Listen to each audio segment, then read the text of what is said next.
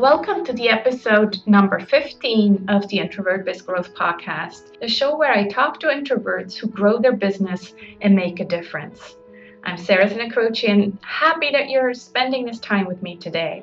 I'm going back to Australia today because I discovered Katherine Mackenzie-Smith through her podcast called The League of Extraordinary Introverts.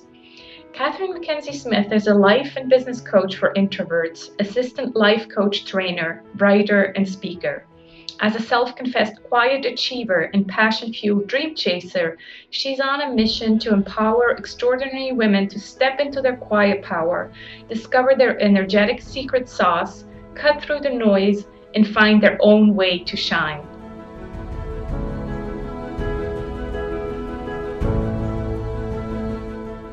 Hi, Katherine. How are you today? I'm good. Thank you, Sarah. Thank you so much for having me. It's a pleasure, an honor. Thank you so much. We were just talking offline that you're in the middle of a move, so that's quite stressful. And you were telling me that, especially for an introvert, why don't you go a little bit into that?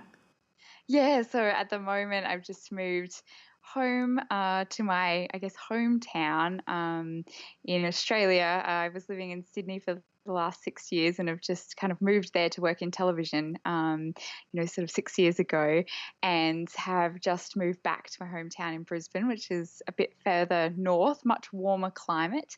I was just sort of saying to you, I guess, that it's one of those things that you don't really notice, just like, I guess, lots of things. Yeah, that you just get so used to having your home space and having that sort of energizing place that you feel comfortable and I don't know, just comfortable, I guess. And yeah, not to have that at the moment is a little bit disconcerting, but it's all good. But it's definitely been an interesting experience that I haven't had since starting to do this work with introverts and getting to understand it a bit better. So it helps to know what that unease or dis-ease is when you know that it's kind of part of your personality. Yeah, and when you don't, like we said, when you don't have that place where you can go back to and just, be yourself, you kind of always have to, be, yes, I guess the person that people expect you to be because you're with, in-laws, you said, and your own family, and yeah, you're just never really yourself. It's very interesting, and I think it's a known fact that a big move like that is part of those big moments in somebody's life. So definitely understand that it's not maybe the easiest time right now, but looks like you're almost there. So hang in there. Thank you. Getting there, definitely. Yeah. Why don't you tell us a little bit about, because it was interesting that you brought up, working at TV. So tell us how that evolved from, working at a corporate job, TV, and then doing what you do now. And tell us a bit more about what you do now. Yeah, it's a really strange story that I'm sure most people, when they look back in retrospect, go, wow, I can't believe I ever ended up here. And that's definitely what my story is. When I was kind of 15, that was when in school they tell you that you have to pick what subjects you want to do to get into university and then study and then end up in that job. And, as a 15-year-old introvert, watching movies was one of my favorite things in the world. So I kind of just went, well, okay, that's what I want to do. And so spent a good almost 15 years of my life after that. So the next half of my life working towards this goal to work in television and film. And I did do that, maybe not the way that I had envisioned it as a 15-year-old, but I ended up, moving to Sydney where the work is here in Australia mostly. And just, it was never what I hoped it would be, I think. And I'm a bit of a finisher. So working on a goal like that and the thought of quitting without achieving it was something that just really I couldn't get my head around. And I started to find external ways of expressing my creativity that just wasn't being met in the corporate world, working in TV, where I just felt like I was constantly being overlooked. And someone told me once I didn't really have the personality for a certain role I was trying to get because I was too quiet and too studious and not really outgoing enough. And, at the time that obviously is devastating, but I look back now and I see that those setbacks were the things that drove me to starting a blog and getting interested in the online world and learning about coaching, and I sort of moving into that just without any plan to do so. It just kind of evolved as a creative outlet from what I wasn't getting in my career, and just sort of evolved as coaching and online business has become so big that I sort of started to move into that and moved out of my career, which was an interesting experience to have to let go of a dream from when you're a little kid and not fully fulfill it the way that you thought that you would, but definitely has led me to where I am today and has made me learn things that have really helped me in my business.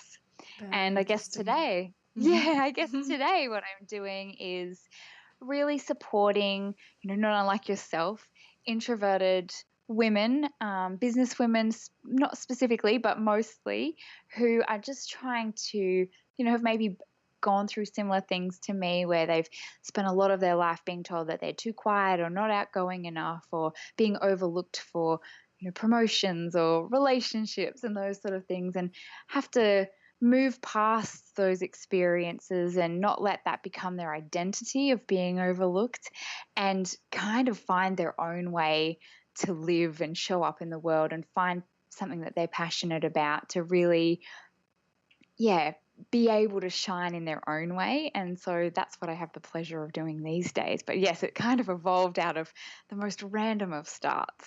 Nice. Wow. That's quite the story. That's great. It's funny because I talked to another introvert who came from that kind of media, like I don't know if it was TV as well, or at least radio, and all of a sudden realized maybe that's also a good place to realize that you're really actually more introverted, because media to me is so kind of outgoing and out there. Like, I don't know exactly what you did, but I hear TV, I'm like, was she a TV presenter? Like, was she reading the news? Or because that would be like, I think that would be my nightmare. Yeah, me too, definitely. No, it was more behind the scenes, but it definitely involved things that I'm so grateful now for, because, there was so many uncomfortable moments in my career where I had to call people on the phone and talk to them about casting and, ask them lots of questions and interview them as a producer and that sort of thing. That was so out of my comfort zone. And what I think I really have the benefit of learning from that experience was that it didn't kill me. I was able to do it. I managed to get through it, and I managed to find a way to ask questions that got really to the heart of the situation. I learnt to listen really well, to not to what someone was saying, but to what they weren't saying, and to be able to find a valuable story or something important out of, all of the noise. And so I'm definitely grateful for that, but it was very uncomfortable and it was very draining. And, I remember my partner saying to me once, not long after we'd moved to Sydney, so I could kind of continue working in the industry, are you sure this is the industry for you? And I was like, yeah, this is just what it's like. It's really stressful and really tiring. And, but it always felt like a struggle. And I kept kind of trying to tell myself, well, that's just the way it is. And eventually I'll get to this point. And it just never came. And so, I guess it helped me to get more out of my shell than I possibly would be if I hadn't had that experience. And it's also taught me so many valuable things, that I can now use with my clients and in, coaching sessions, to really ask the right questions and, get to the heart of the issue. To help them the best that I can. Right. Wonderful. Well, tell us a little bit about what you do today. So coaching sessions, I assume those are one-on-one sessions. Yep. So mostly that's what I do kind of overall. That's my main offering that I have is coaching one-on-one. I've just moved this year to 6-month series, because I'm sure you can understand this as well as an introvert. I just found for my introvert clients, which is what they are, we can get so deep into what they're doing. I found anything shorter than that, and it just feels like you're just getting started and you're just getting comfortable with each other. So that's what I'm doing at the moment, one-on-ones, coaching for sort of 6 months to really help introverted business owners find that thing that makes them different and see their strengths and understand their introverted energy, and really, instead of feeling like, oh, I have to be more extroverted, or I need to be better at this, or, oh, I definitely need to be doing, Facebook Live and Periscope, to actually get to the heart of who they are, what really lights them up, what their biggest strengths are as introverts, what their vision or their mission or message is that they're trying to get across. Because I've really found that once people get to the heart of that, as I experienced myself, it makes it easier to do things that are maybe a little bit out of your comfort zone or a little bit scary. And until people really hit on that thing that really lights them up, it's very difficult to do the things that you maybe don't want to do, but you need to do in your business to be seen and heard. So yeah, that's kind of what I do now. Next year, it's evolving to, still one-on-one, still a 6-month program, but including a little bit of interaction between my clients. It's a kind of maximum of 10 people, and there'll be a little kind of in-person event and some online group stuff as well as the one-on-one, because I know that a lot of my clients really struggle with that, finding, a sort of starting those connections and meeting people in their industry and feeling comfortable and having that interaction. So I'm trying to make it as comfortable and easy for people as possible to find those like-minded people. Oh, that's really nice to have those in-person events. I guess most of your clients then are kind of Australia-based, so that makes it a bit easier to have those in-person events. Yeah, definitely. And I'm sort of working out, how we can record them, or Skype with, set something up for anyone international, because I've definitely started to get more international clients this year, which I'm very grateful for. But yes, primarily Australian based at the moment. Right. Look into zoom.com. That's a great tool to do those, those group calls. Definitely. Excellent. Yeah. So that's great. You're kind of going from one-on-one coaching into also group coaching, which obviously helps you, the word that we always use is scaling, but in other words, it's just kind of like making more of your time rather than just doing it one-on-one. It helps you, share your knowledge and your passion with more than one people at a time, right? Yeah, absolutely. And I kind of thought combining the two together just would mean that I would be able to really show up for those people by only having a small number of people at a time, really be able to show up to them the best of my ability, because the thought of coaching more people than that at a time, it's very draining because you put so much into those sessions. So yeah, kind of creating a better and more valuable experience for my clients has definitely been the direction that I'm heading with that. Excellent. Okay, well, let's shift gears a little bit and talk about your introverted superpowers. You already mentioned one, I think I heard, where you said, intensive listening, because that's what you kind of learned on the TV job. Is there anything else you think you see as your biggest strength as an introverted entrepreneur? Oh, this is always such a hard question, isn't it? Especially for introverts. So talking yourself up and that sort of thing. I think what I've started to see and where I've started to see how I can really help people, in those kind of one-on-one sessions, is being able to kind of step back and see the bigger picture. That when you're in your own business, and I know this from experience, it's very difficult to see that sometimes because you're so focused on what's right in front of you and kind of all the little bits and pieces and how they're all going to fit together. And yeah, I've just found this year it's so great, because that's what I've been spending a lot of time working with clients on, that I just, people kind of tell me a whole bunch of information and I just go, oh, what about this? And can kind of see these links and connections between, all the little bits of information that I guess is probably from TV as well, having to pull together different stories and bits of footage to create a show. I can, I guess pull that information together and go, oh, what about this? And they go, oh my gosh, I never thought of that. So I guess that's, I don't know if that's a unique kind of superpower, but it's something that I find really, fun and easy. And I seem to, it seems to kind of hit the spot with people. So that's kind of cool. Nice. Yeah. What about a challenge? Obviously, we all have those challenges. What do you think is your biggest challenge that's related to your introversion? How long have you got? That many? I've been trying to think of one, the biggest one, but there are so many and they're kind of all linked. I would say it's probably overthinking everything. And having to learn that that's okay. For a long time I've been trying to go, stop doing that, or stop kind of overthinking or getting too far into the thinking and planning and list making and trying to make it perfect the first time, and instead of just trying to say, oh, that's a terrible way to do things, be different. I've kind of started to accept that that's part of my process. And if my vision or my goal is big enough, and important enough to me, then I will push through the overthinking and get some action happening. But it definitely has moments where it feels like I could just be thinking for weeks and weeks and not really getting much done.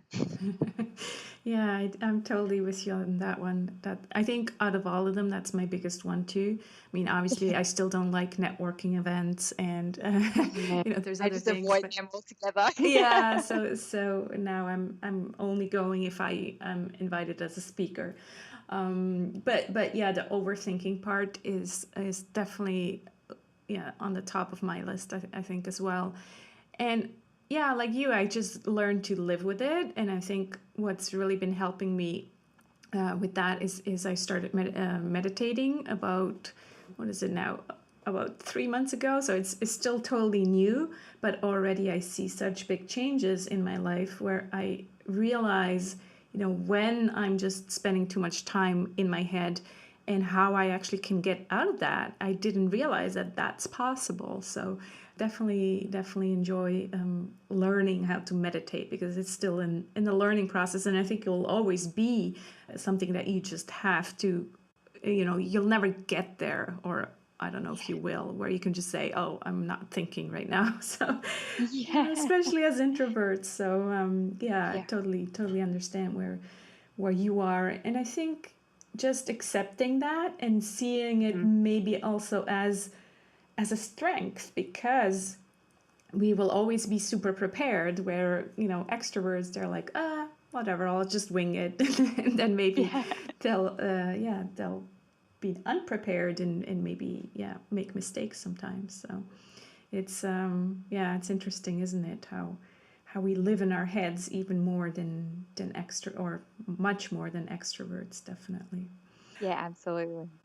Take me to an aha moment, and maybe that was happening during your life in corporate Australia, where you all of a sudden realized, okay, now I get it. This is what I need to do, or it doesn't have to be that moment where you realized, okay, I want to be a coach, but just some aha moment in your life when something went click and you're like, okay, now I get it.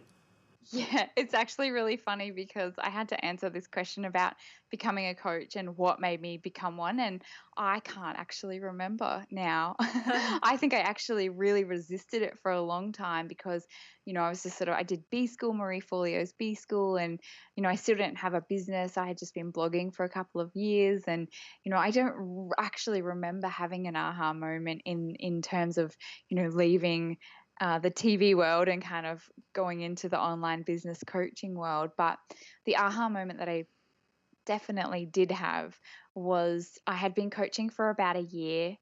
After doing my coaching course and getting my certification, and I was just kind of doing straight coaching, so just straight life coaching.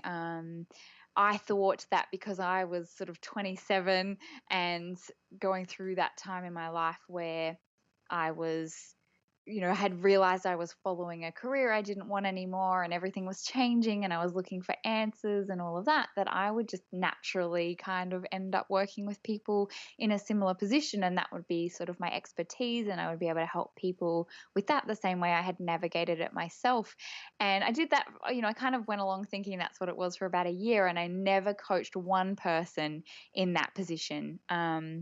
I worked with quite a few people, but I didn't ever find anyone coming to me that, was going through that. And then I was having a conversation with a client one night, and we were talking about being introverts, and we were talking about energy and sensitivity and, things that can be overwhelming and really play with our emotions and that sort of thing. And I realized that I'd been having that same conversation over and over again with people, and that I loved talking about it, and I was so interested in it, and I'd been through so many experiences myself in my life that I felt like I really had, I kind of had something that I could relate with people on, why it is scary to put yourself out there in your business and press publish and be on video and have your podcast on iTunes and that sort of thing. That, it just happened. And all of a sudden I just went, oh my gosh, what am I doing? I should be, I could be helping people who are introverts, really understand what that means. And instead of wearing themselves out, how can they actually use that to their advantage? And, instead of thinking I need to be more extroverted, I need to be more like that person, thinking about what strengths we do have as introverts and using those instead. And after that, it had felt like everything leading up to that moment was really challenging. I didn't really know, what to write about. I didn't really know what to launch. And the moment that I had this kind of realization, it just all fell into place for me. My business doubled pretty much in like a month. All of a sudden I had heaps of clients coming to me. I was getting opportunities to speak and to, be interviewed and guest post places. And that's obviously still evolving. That's only kind of a year ago, and it's still evolving for me now, but really getting clear on who I wanted to work with, how I could help them, what I was excited about, completely changed everything in my business. And I went from really being, kind of struggling and just getting by, but, it was very challenging in that first year to just, oh my gosh, it makes sense now. I know what I'm working towards. I know what I'm doing, and I know why I'm doing it, which I think Isn't is that the most greatest important. feeling? That's Yes. such a great feeling. You're like, Yeah. now I see clearly again. I always think of that song.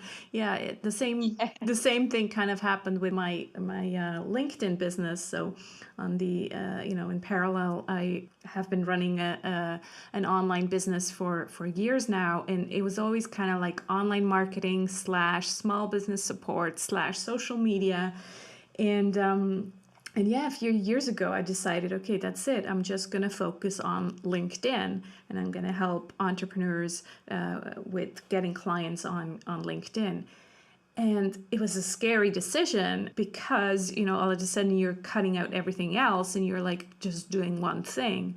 And first, when I still got requests for other, work, social media or anything like that, I'm like, should I say yes to this, or what am I going to do? And then my business coach said, no, you cannot accept anything else anymore. You have to just only focus on that. And that was the greatest decision I ever made in my business, in the LinkedIn business, because, all of a sudden from being a generalist, well, you specialize and become now the specialist or the expert. And I think for you, it's kind of the same thing, right? I mean, there's so many coaches out there, and I work with coaches a lot.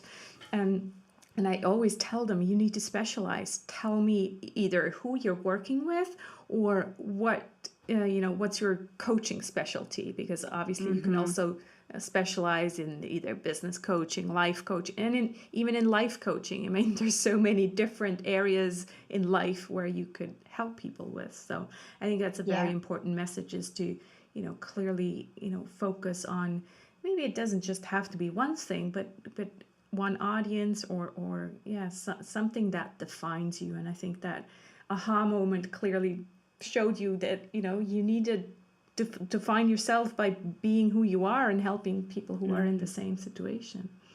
Wonderful. Definitely. All right, let's go over to the 3 golden nuggets now. These are kind of things that, tools or one is a book that helps or helped you to achieve success or that contribute to your business. So the first one is a personal habit. What do you do on a regular basis that you think helps you in your business? So many things. But one thing that I find really helpful, which is kind of strange, being an introvert, is that I have 1 or 2 really close friends who are going through, in similar stages in their businesses. And I find that if I'm on my own for too long, I can kind of go a little bit crazy. So I can get so stuck up in my head and just, going over everything and trying to work out the end result of something. And, it just gets so overwhelming and exhausting that sometimes to just, meet up with one of my friends for a coffee or Skype with them and just, so we can just talk about what we're going through, which probably seems a little bit unlikely for an introvert, but it just really helps me to probably more than anything realize that I'm not alone and I'm not the only person going through, when there's those times of uncertainty or those weeks that you're having that nothing seems to be going right or you don't seem to be feeling very inspired or motivated. And sometimes it's just nice to know you're not alone. And to have someone there or, who is doing really well and in a really great place, and they can kind of help pull you out of that funk as well. And then you can kind of go back to your office and your computer and kind of get on with it. But I always find that just that one-on-one interaction with someone who knows me, who I know I don't have to be on for, that I can kind of, just be like, oh my gosh, this is so hard, or this is how I'm feeling, and know that there's no judgment there, there's no expectations there, there's just, understanding, and you can just kind of talk it out with someone and then get back to work and go back to what you were doing and just feel that little bit better knowing that you're not alone and not on your own. So I actually find that as one of my favorite things when I'm just starting to feel a bit down or a bit low energy or a bit kind of just like my head is going to explode. Yeah, that's very important, and I think you're right. As introverts, we don't have 10 people. We have one or 2 people who we really connect with, and it's important to have those. And I think that the whole thing about not being alone, sometimes when I can't connect with them because they're just busy and they don't have time, I also just enjoy being alone but being with others. So I go to a coffee shop and just decide, okay, I'm going to work here today, and I don't have to talk to these people, but just feeling that, oh, I'm not alone, it makes you feel much more productive maybe, and also just there's people around me, and I'm not just sitting in my office all day alone. So I think that's important for introverts as well. Yeah, it's so easy to just kind of stay at home all the time that it's actually sometimes can get just way too easy. And some days you kind of go, oh my gosh, I haven't left the house for 3 days, and just even getting outside in the sunshine can be, really important. Yes, definitely. Oh yeah, I couldn't do without my walks. They're really important. What about an internet resource? Because I'm sure you're on the internet, maybe not 24/7, but definitely a lot as well. So which internet resource have you recently discovered or have been using for ages that you would like to share? I'm trying to think of something that someone won't have said already before, because obviously, as we spoke about, we use, Skype so much, and, even the call recorder on Skype is brilliant for podcasting. But for me, one that I've recently been introduced to is Todoist, and it's just a little app thingy that you can just get online.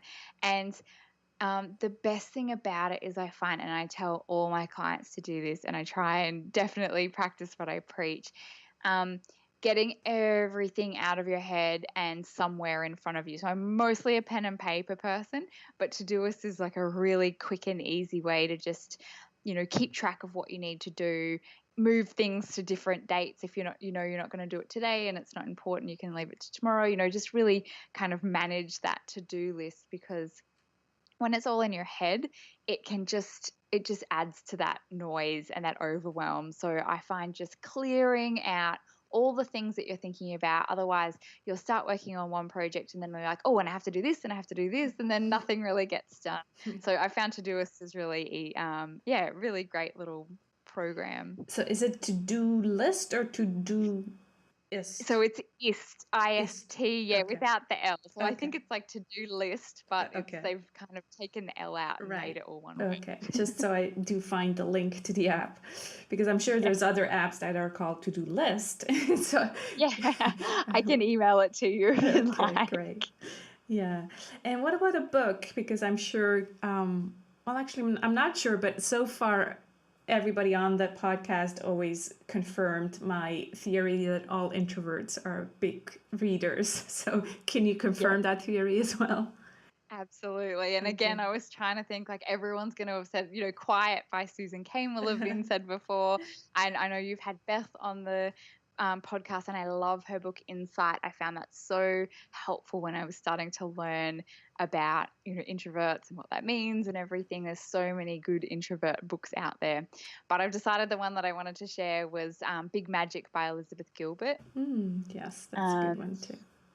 Because you don't think about it when you're starting a business that it's a creative pursuit. You think of it as it's a business pursuit, but the reality is creativity is something that you create from nothing, and that's exactly what a business is.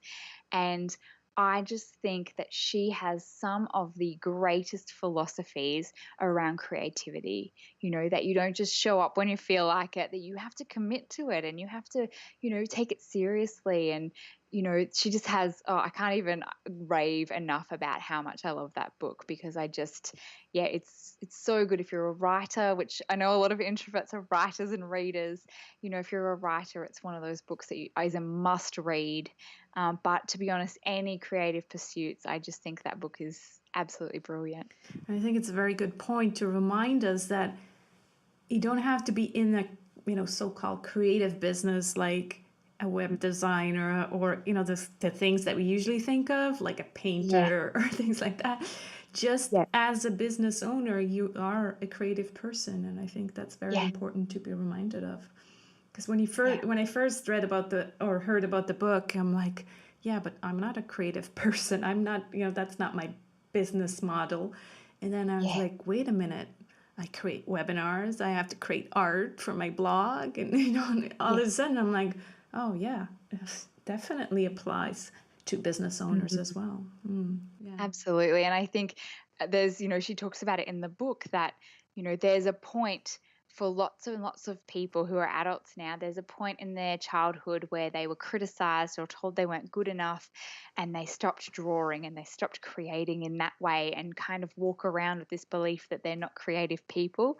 And that's what I love so much about it, because she says, if you get a bunch of people to draw a house, the house that they draw will be at the time in their life that they were made to believe that they weren't a creative person. So for some people, they're going to draw just the box with the 2 windows and the chimney, and and obviously other people are going to be far more advanced than that.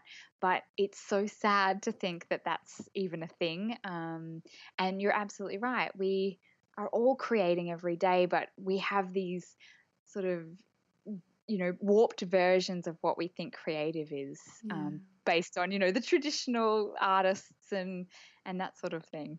Yeah. And actually, besides the book, I recommend her podcast series from the book as well. So I'll put a link to that as well. Excellent. Yeah, well, we're coming kind of full circle here, and I'd like to always end with a mindful ending and ask you what you're grateful for today or this week, Katherine. Oh, so many things. I love these questions. So many things. Again, I'm so grateful to, you and other people who are doing work with introverts, because it's kind of my mission in life that I never want an introvert to ever feel the way that I felt at times in my life, where I'm, maybe not good enough, not outgoing enough, not charismatic enough, or not extroverted enough. And I just think the work helping other introverts realize that they are, they do have something important to offer the world, and it's just maybe that you have to, dig for it and not listen to the external world. And so I'm grateful for people like yourself who are doing this work as well, and just really trying to spread a similar kind of message. You're so sweet. Thank you. I'm grateful for having you on this chat today. It was great. Thank you so much. I think we shared some very interesting information. I like the reference to Big Magic. It's definitely a book I have on my bookshelf, and I think it's important to reread it, because you read it once, Yes. You're like, okay, that was great, but then you need to keep being reminded. So definitely. Absolutely. Thanks so much for taking the time out of your busy moving schedule, Katherine. I really appreciate it. Oh, thank you, Sarah, so much for having me. I really enjoyed it. Thank you.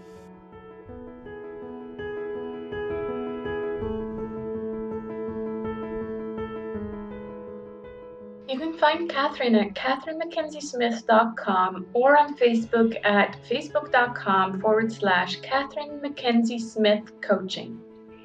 That's it for this episode of the Introvert Biz Growth Podcast. You'll find this episode's show notes at sarahsenecroce.com/episode 15. And if you don't have it yet, get your free 4-step guide on how to say no to grow. And if you liked this episode, please subscribe to the show on iTunes or Stitcher and tell your introverted friends about it. And if you really, really liked it and would like to make just a tiny contribution to the show, I have created a page on Patreon, a site that helps podcasters and other creatives get some crowdfunding in order to fund their creation. Even just $1 per month, so 50 cents per episode, would make a difference. It's not mainly the financial support, but more the moral support that would make me super happy. Just knowing that there's people out there who listen and who care enough about my show to commit to a monthly pledge would just really make my day and keep me motivated. So if you'd like to become a patron, come on over to sarahsenecroce.com/Patreon. I'll talk to you again in 2 weeks. I know it seems long, but time flies, and pre-excitement is half the experience. Talk to you soon.